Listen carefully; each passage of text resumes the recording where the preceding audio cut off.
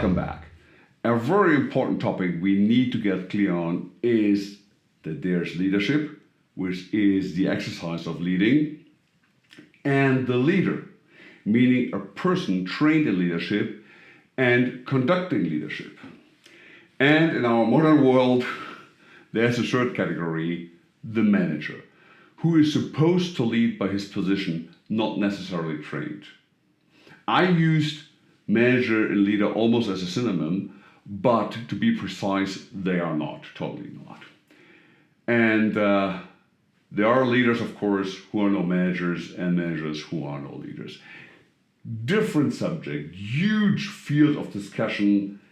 Skip that for the moment. But what you need to remember, please, for the rest of your life, you will never mix up leadership with leader/manager. I say that because you can observe that discussions on leadership often convert into arguments about the people conducting leadership. But before we talk about leaders, their mindset, their ethics, and what we think how they should be, we do concentrate on leadership. So, what is leadership? I suggest you think of leadership as a bridge that takes you from one point where you are to another defined point.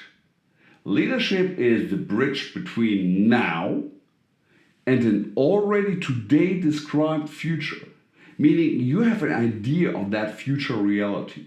Going somewhere you don't have a concept of, that is no leadership. This bridge called leadership takes you to a new reality that is described today.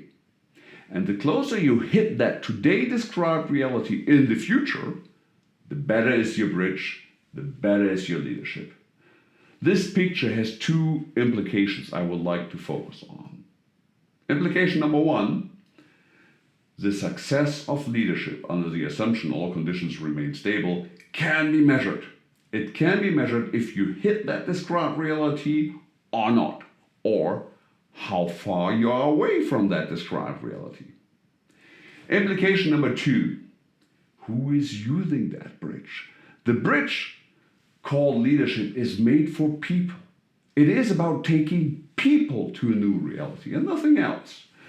That one requires some thinking because the people are not always obvious. For example, in the end, maximizing shareholder value is about people.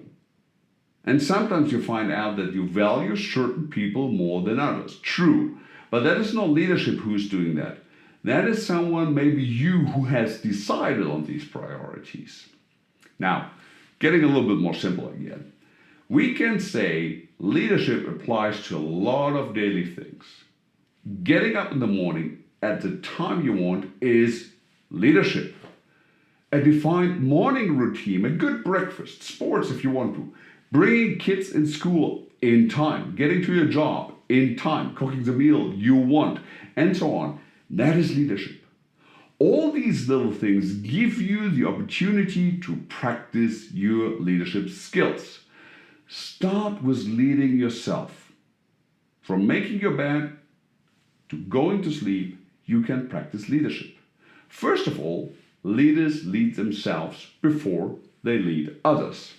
Now, we have defined leadership as a bridge. That is a good picture. Please keep it. It takes out the emotional aspect often attached to the discussion around the matter. But I want to give you a little bit more precise definition about classic leadership. Classic leadership in its basic approach is a fixed scheme.